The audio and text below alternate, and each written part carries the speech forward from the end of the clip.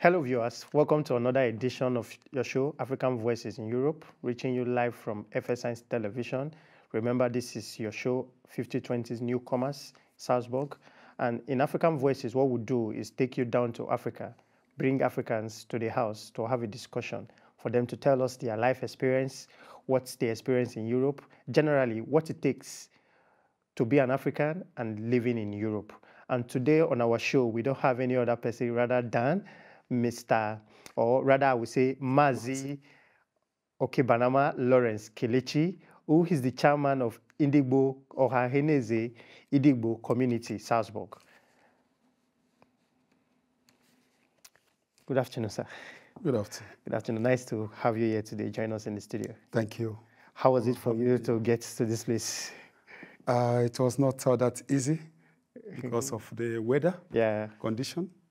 You know, we are in winter, so it was a little bit difficult, but thank God I was able to make it. That's the most important. Because these days, there's so much snow everywhere. Yes. And I know you're part of the city. Yeah. Wow. So much snow in that region. Exactly. Thank you so much, sir. You're welcome. We are glad to have you join us today. I'm also happy that I'm here. Yeah. I like your outfits. Let me start from that. Thank I knew that this is what you're going to put on. I have to put on my own Indigbo community outfits. Because I'm also representing your community. Nice to have you, sir. Thank you. I'm also proud of that. Thank you so much. You just met our guest, who is the chairman of Ohaheneze Indigbo Community, Salzburg. And you will be listening to him very soon. He's going to be telling you his experience living here in Europe. Remember, what we do in African Voices in Europe, like I said, we talk to Africans who live in Europe for them to share their lights, share their experiences, their misconception, because we have a lot of misconception about African to the Europeans. Why people back in Africa, in Nigeria, Ghana, Kenya, wherever they are, they have a lot of misconceptions about Europe, which people who come to the studio share light on this experience. They tell us what it is because they live here. They have first-hand experience than people who does not live here. So, sir, let's start by you telling us a little bit about yourself, just because we always start with this. People want to know you. So, okay. As I said before, or I say again, my name is Mr. Mazi Kelechi Lawrence Okebanama. So I came here many years ago, almost 24 years ago. I'm living here in Salzburg, in the city called, that's in a small town called St. Martin. And I'm married with children. I'm also working here too. Nice. That is a brief introduction of himself. You just know that Mr. Mazi Lawrence Okebanama is a married man. And with how many children, if I may ask? I have 6 children. Wow. 2 times twins. Oh, nice. Thank you. That is beautiful. Thank you. So now, another question I want to ask. How do you balance the cultural identity of Nigeria and the European society? Because you've been here for 24 years. That is a long time ago. Yes. And you keeping up with the Ohaheneze community, Indigbo community. That means you still have the cultural identity that you brought from Nigeria. So how do you balance these two cultures? Well, that's a nice question. Balancing 2 cultures. You came from a country, I came from Nigeria. So we have a culture, and our culture, we cannot lose our culture, even though we are in a foreign land. So we observe the rules, the rules and regulations, the things that we should observe in the land, in Austria, but we still keep our culture because we cannot lose it. So we try to keep our culture. We try to keep it. So. And also observe the rules in the land. That's what I can say. I totally understand. And your children and your wife live here in Salzburg with you. So your children were given birth to in Salzburg. Yes, my children, they were all born here. Okay, so how do you balance the cultural differences between the Salzburg, the European society, and the Igbo culture? In the aspect of your children now? Yeah, the children, the children they are free. They were born here. Okay. They knew the culture here. They knew how everything goes here because they were all born here. They go to schools here, and we also travel to Nigeria most of the time for holidays. We normally take a holiday in Nigeria several times, and you also see how the people over there is. So we try to teach them the culture over there too. So they have, if I would say that they knew the two cultures and they all goes together. They go together. Yeah. So a quick one. Yeah. There's no doubt that they speak Dutch because they were born here. Yes. And most people here speak Dutch. Yes. Do they also speak Igbo the way they speak Dutch? That's a good question. The language is a little bit something I would say. They were born here. Yeah, I understand. So it's natural that they speak German. No, because of they were born here and they go to school here. The language they use in the school is Dutch. But we try to see that at home that they speak the Muttersprache, the mother tongue. Yeah, mother tongue. Yeah, the Igbo language. So we try to teach them because we believe they cannot speak this language without the parents teaching them that. And it's only at home they have that opportunity to learn it. Nice. Yeah. So would you say you advise every African who live in Europe to teach their children their hometown language? Yes, it's very, very important. Okay. Because language is a very powerful thing. And we believe, or I believe, that language is the key to every, it opens the door, okay, every society. So I will also advise every parents. Many parents are also doing it. For even people who are not from Africa, at their homes, they also use their Muttersprache, their language, to speak with the children. And when the children goes outside, they also speak the language of that they are spoken in the school. In the school. Yeah, or in the land, yeah. So now you are the chairman of our Ohanese Igbo community, Salzburg. Yes. What has this been to you personally? As I am the chairman of Ohanese Igbo Salzburg. Yeah. It's a Verein, it's an organization of all the Igbos, the Igbo tribe living in Salzburg. Yeah, and we try to bring our brothers together and make sure that we take care of each other in terms of need or any particular any problem, something like that. We try to help.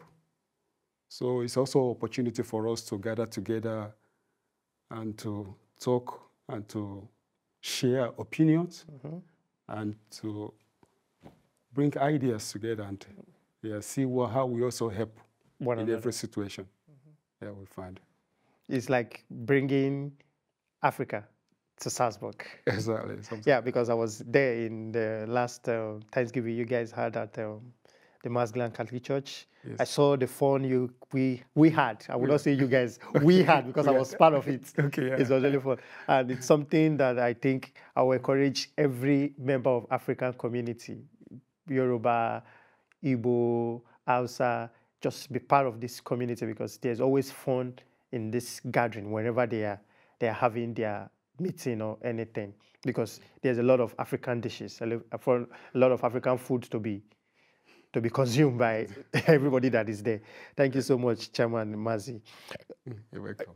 In your role as the president of in Ohanese, the chairman of Ohanese community, Idigbo community. Yes, sir. What will you say has been your greatest achievements? What I can say as one of my greatest achievements as a chairman of Ohanese and Idigbo Salzburg is there are so many things I can say. For example, that was during the Corona time. It was so difficult for most people to gather together, but still I was able to hold the meeting together, the organization. So many people stopped coming to the meeting, and so many people were also thinking that there would be no Ohanese anymore. But I was still able to come to the meeting, even though with my vice chairman, we always come in, making sure, because we normally hold our meeting once in a month. So we are still holding on to the meeting to what it is till today. And I think it's one of our greatest achievements we did, because we did not allow the organization to fall apart. Nice. It's not easy keeping an organization like that together, because it was challenging all over the world during the coronavirus. Yes. Most organizations packed up, companies packed up, and for you to have been able to hold that organization together, it's a... Yeah, and apart from that also, even though I'm not living in Salzburg, I still drive far away to come to Salzburg for this meeting. Every time we have the meeting, throughout those periods. So to make sure that the organization stands. So Mazi, it's definitely not easy to be chairman of such an organization here in Europe. It may be easy to do back in Nigeria, but living in Europe where everybody is a busy man, where there is no time to waste, every time counts for something. Yes. There's definitely a lot of challenges you must have faced being the chairman of this organization. Can you share some of those challenges with us? One of the challenges is most times, there's challenges, yes. Most of the times we have meeting, for example, there's always the possibility, or there's always the chances that people will bring an idea, people will say no to that idea. And if something happens somewhere, people are always calling you on the phone. You are the only person that they know they have to call on the phone. Even if when you're sleeping in the night, they call you. Even if they don't want to look at the time. So you are the chairman, they say that I'm the chairman. So it's always a challenging that once there is a problem, that I'm the one that have to be called, and I have to address the situation, no matter how it is. Okay. So it's a challenging one. There's a lot of challenge. Yeah. Have you experienced any discrimination between other groups in Salzburg and your own group? Any? I cannot say I have ever experienced discrimination. Okay. Yeah, because we see other ethnic groups as part of the Nigeria, because we are still under Nigeria. So other ethnic groups, we don't have any problem with the Edo community or the Oduduwa community as well. Most times we do things, we also invite them. And whenever time they're also doing an occasion, they also invite us. So we always grace the occasion. Okay. So we live together as one. Yeah, you just answered my next question. My next question was going to be, what has been the collaboration with other ethnic group in Salzburg? Yeah. But now, I'm thinking you just answered that one. I'm taking you from Nigeria. What about all other African community in Salzburg? Do you people have this relationship as well? Yeah, that is exactly what I was saying. Anytime we organize something, like there was a time we did end of the year party also as well. We invited all of them. They all came. So we do things together. We work together as one. And anytime they're also doing something, once they invite us, we also always grace in the occasion as well. Yeah. How, as the chairman of our Ohanese community, how have you been able to mentor or guide the younger generation, the young ones that are coming? Because we have a lot of students here in Salzburg, in Europe right now, who are from Nigeria. How have you been able to mentor them and introduce them into this community, make sure they become a part of this community? Yeah, anytime we see any new person that comes in to Salzburg or to Austria, where most of our members always try to meet the person and try to inform also the person that we are having such organization. And we normally have our meetings so day, so time. So it will also be nice if you identify with us. So we do that often to encourage newcomers in Salzburg to come and join us and do things with us, because it is better you stay together than staying alone. Staying alone. Yeah. So now, quick one, can you tell us where and when are your meetings? And is there any activity coming, any gathering coming soon? Our meeting is normally done every first Sunday, first Sunday of the month.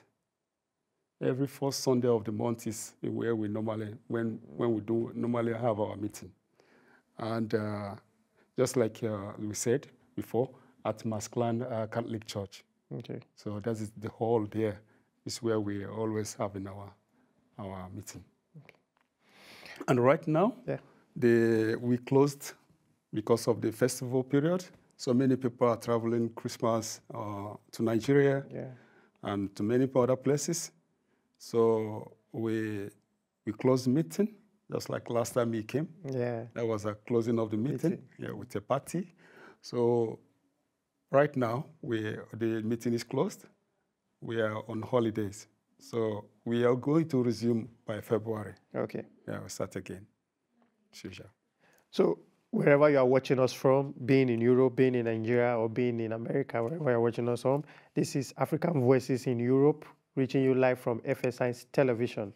This is 5020 Newcomers Salzburg. Like Mazi just said, the Ohanese Indigbo community Salzburg holds their meeting every first Sunday of the month, and it's at Masklan Catholic Church, Salzburg.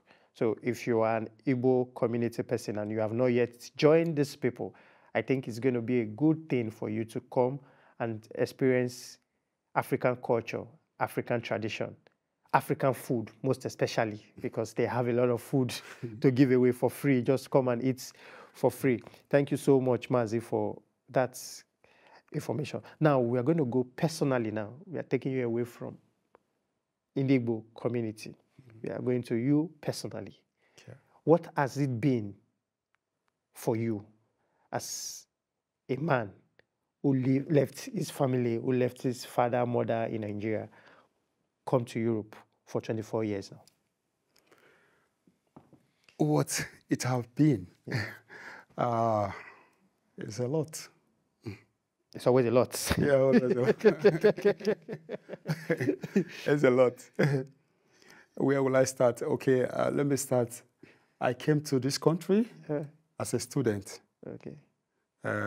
I graduated from University of Calabar, where I did history and international relations. And when I finished school there, my studies, I went to youth service. I served at Yobe State in Damaturu. And after that, then I have an uncle who is living in Austria. So I asked him if I can further my studies in Austria. He said, yes, it's possible. Then he was able to, I sent my transcript and everything. He was able to go to the university and applied admission for me. And I got admission. And that was how I came in the first place to Austria. Yeah. And I started my course in Vienna. I did mass communication in University of Vienna. And after that, I got a job. I searched the internet, and I got a job in Salzburg. There was a company called Johnson Controls. So that was how I started working there. I came to Salzburg from Vienna, Salzburg. And I started working there, and I later changed to another company again called Rema, which is where I am now, still under the production section. So challenge, it's not been easy. It's been a long way, a long road. Challenge is different. There are different ways when you say challenge. Well, I don't know the one you mean. Which one do you want to share with us? Which of your challenges do you want to share with people? Because it's for us to educate people back home. Yeah. Because a lot of people have these dreams and aspiration of coming to further their education right here. Yes. There are people who are already here furthering their education now, who are in university, Paris, London, all over Austria. There are a lot of students. Yeah. But they don't know what it really takes to stay back here in Austria. A lot want to stay back, while some are of the opinion that after school, they go back home to further their career in Nigeria or somewhere else along the world where they have a good job opportunity. So you that you've been here, you should be able to share us, okay, this is what it is, your advice. Okay. There are some challenges, something like, for example, when I came in here, I know when I came to this country, I was prepared that I'm coming here. Yeah. So in the first place, for me to start my program, because I did my program in Dutch, so I have to first go for German course, German language school, which I spent almost 2 years, just only the German. And after that, I have to take exam, and after passing the exam, then I have to start my program. So I will also advise, the language, as I keep on saying, is the key. It's important. The language, people always complain the language is difficult. Dutch is a difficult language. But I think that is one of the difficulties, challenges people face, is the language barrier. So, but I think language is no more a barrier anymore. People beat it and still forge ahead and fulfill their dreams. I don't know if I answered the question or that. I can still because everybody will agree with me, because Dutch is a very difficult language to learn. Yes. Very difficult. Yeah. It's not easy. It's not easy, yeah. It took you 2 years. It took me 2 years. But I keep on saying, it is still possible. One can still learn it. Yeah. Yeah. One can still learn it. Just pay attention, go to school. Only that most people are in a hurry. But if you take your time, you will still learn it. Everything is possible. Everything is possible. Yeah. Thank you very much, Mazi, for that advice to every young Nigeria, young Africa coming to Europe to study.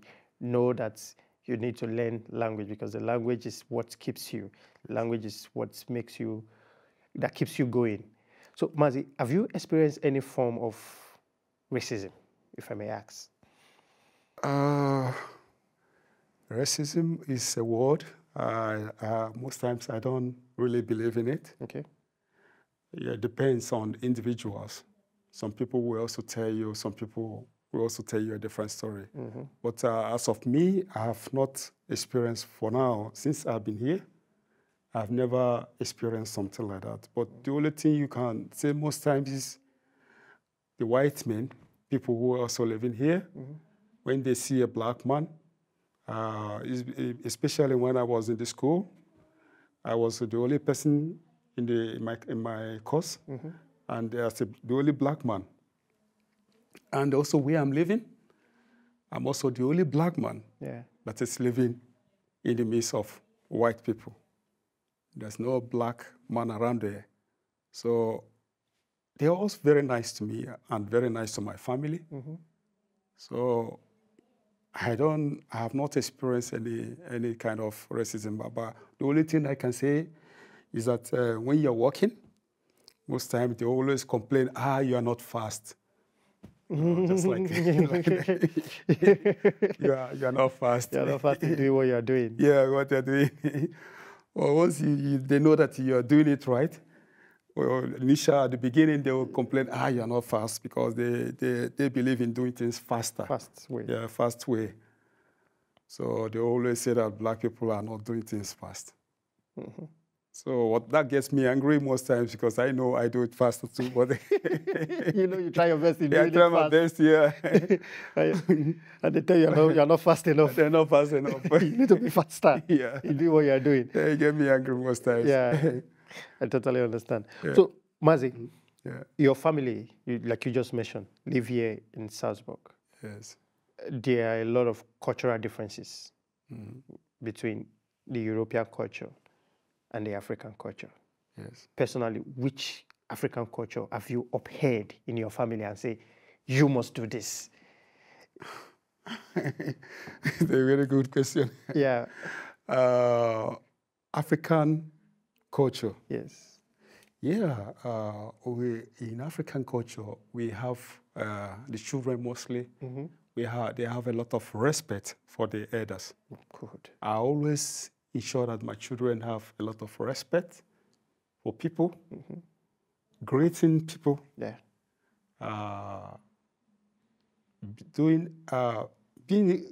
Having a good manners is very, very important for us. Yeah. So in the family, we try to make sure that the children maintains that's a good. I don't know, how can I put it here? They have respect. Yeah, for people. For people. It's very important for us, because we are known that for in Africa. In Africa. Yeah.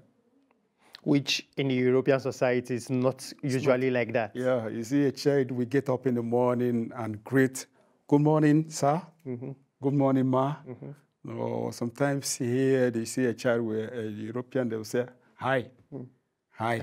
No, that's it's not our culture. In Nigeria, somebody, you tell your father hi in the morning, he can just... You just come back from work, so we say hi.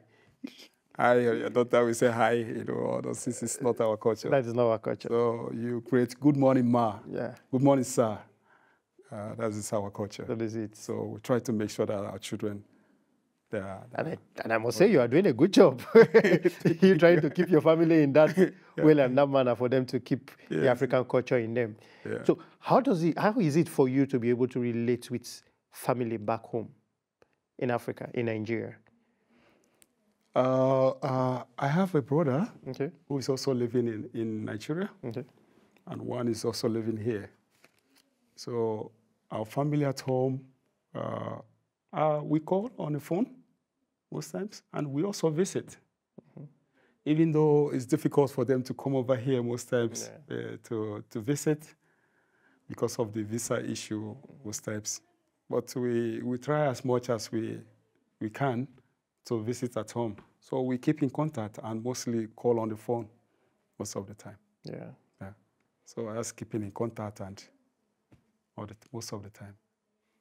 There's something called black tax. Do you pay that? The black ties, do you pay that? Black ties? Tax. Tax? Yeah.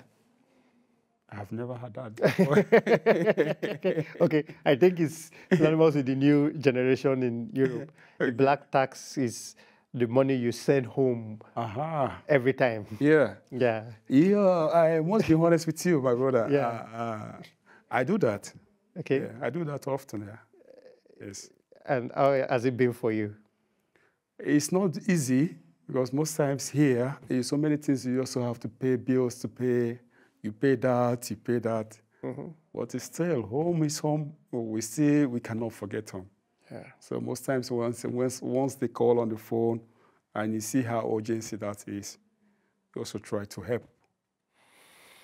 Thank you so much, Mazi. We are coming to the end of the show. But quickly, I want you to address some things like misconceptions about African to the Europeans. Which will you want to talk about? Like, what do Europeans think about Africans? The Europeans, what they think about Africans that are not true. These are the misconceptions that when a European man sees a black man, he sees him as this, and most of these misconceptions are not true. Why some people in Africa, they see Europe, African to be one place like that, where, like our previous guest once, somebody said that people in Africa sees Africa as a place where money falls from the tree. Europe.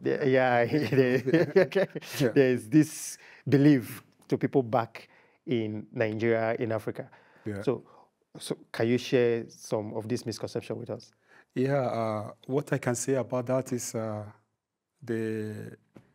so many people in Africa has that wrong impression about Europe. Europe is a beautiful land, yes, because of the social system, medical system, also their political system. They're organized everywhere, that everything goes so perfect, even though they're also complaining things are not right. So, but the Africans that are at home always seeing also that. But most times, they also think it's just so rosy in Europe. It's not that so. It's not like that.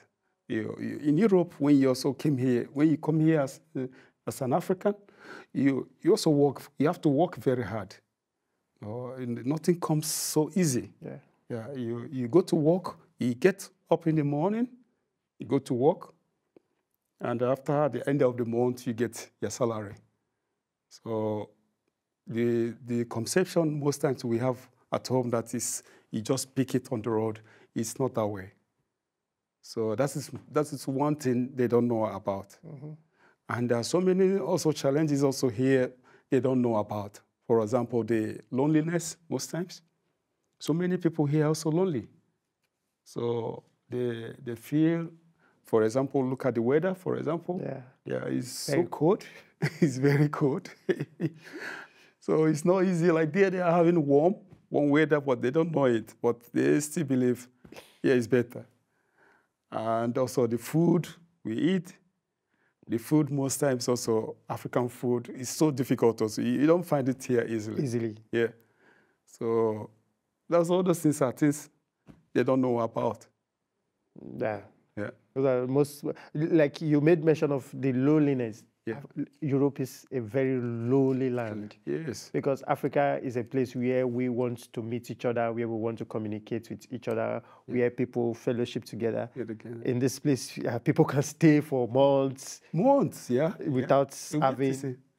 or seeing each other. Yeah. I have my brother who is living in Vienna. I hardly see him. But people say, you people are living in the same country. You see each other each day. It's even people who are also living in Salzburg. They hardly see each other. They see each other. Yeah. So the loneliness is so much here.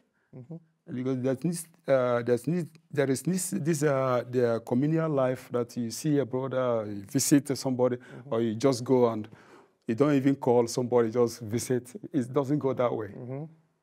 So you can go ring somebody bell and just stay outside because you didn't tell the person you are coming. Exactly. It might be Alto man, no answer. Yes. I'm used to that. I know that. So now, Mazi, we'll be going back to your being the chairman of Ohaneze Indigbo community. What are your vision for these people in the nearest future for this community? Ohaneze Indigbo Salzburg. I am proud to be a member and also the chairman of this community. When I took over as the chairman, I promised to take the organization to a higher level. We try to see that our brothers are together. Most times, you see in a community people who are from the same place, or living in a country, but they are not staying together. There's something that holds them together. So Ohaneze Indigbo Salzburg. This is it's a community of Igbos all the Igbos living in Salzburg. So it doesn't have something to do with the one they say, there's also Ohanese and Igbo in Nigeria. Or this, our own here is all the Igbos who are living in Salzburg. Yeah. So we bring our brothers together. That is the aim. And one of also my target and one of my, what I also want to have them achieve more is that our brothers stay together and help each other and exchange ideas. And if any one of us is having problem, we try and see how we find a solution. So we don't leave anyone alone. As well. So what are your advice for the young Nigerians, the young Africans planning to come to Europe, planning to come to study? My advice to young Nigerians who want to study in Europe or in Austria or another European country, I think it's important you find information first about the country you're going.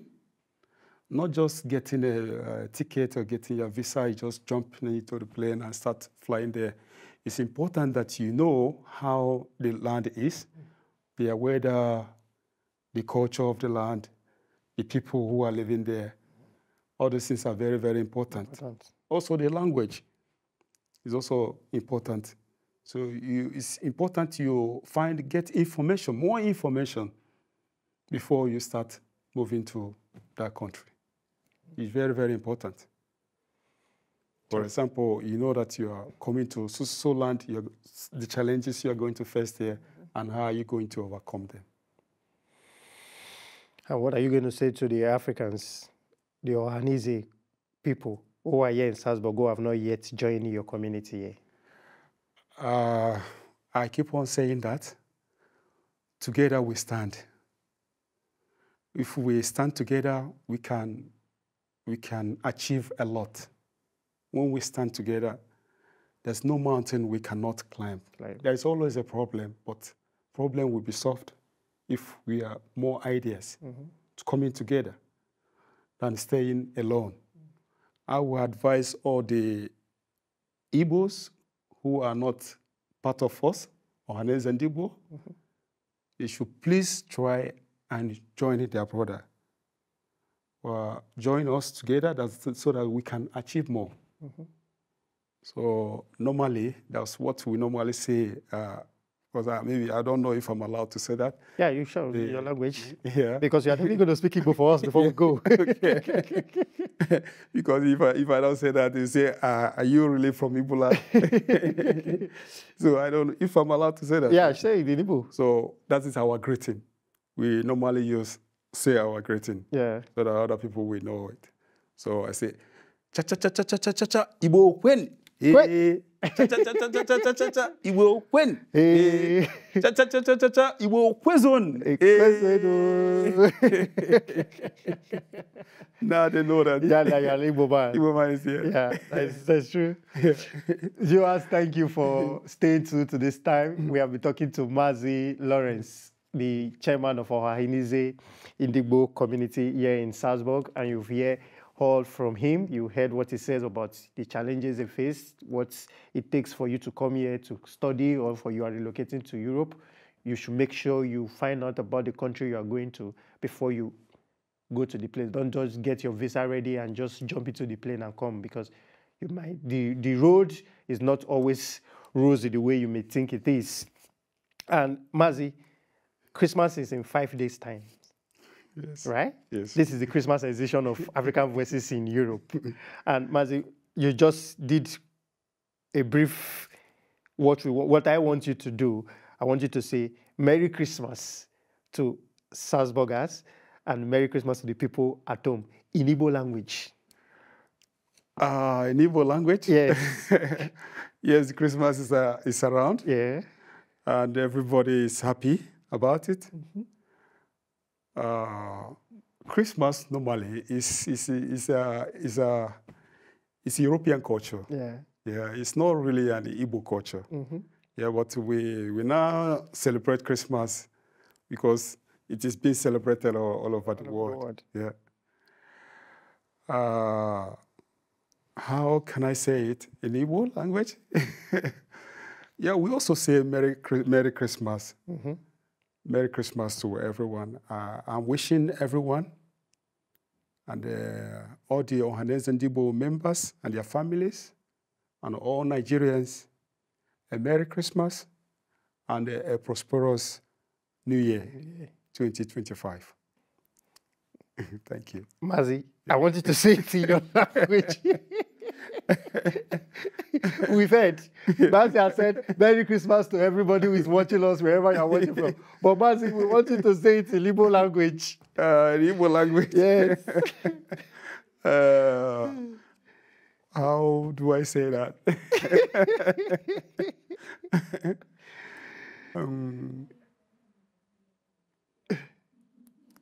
Christmas ọma. Anyị na-asị onye ọbụla unu ga-enwe Christmas ọma. Afọ ọma ga-adịrị anyị niile mma. N'aha Jesus. Amen. Amen. I had no idea what you said. But Mazi just wished everybody Merry Christmas. Yeah. And Mazi, before you go, the last one which you are going to say in your language, which is going to be, keep watching FS1's television and keep watching African Voices in Europe in Igbo language. Anyị na-arịọ mmadụ niile biko ka unu na-ekiri FS1's television. Ndị ike anyị onye ọbụla na-agbalị na-watch ya ọ dị mma. Ya gaziere onye ọbụla. Thank you so much, Mazi. So, thank you so much. That was our episode today. This is the Christmas edition of African Voices in Europe, and we have been talking to Mazi Lawrence. And as you heard from him, keep watching FS1's television, keep watching African Voices in Europe, 50/20 Newcomers. I remain your host, Aigu Joshua. If you don't know, you know today that I'm your host of this show, African Voices in Europe. And I'm going to say a big thank you to all the production crew, Carla, Iman, and our director, Sophie, for the opportunity to hear this program every time on FS1's television. Thank you so much for watching. Thank you so much, Mazi, for coming. It's nice having this time with you. We appreciate it. Thank you so much and have a good time. Bye-bye. Bye. Okay.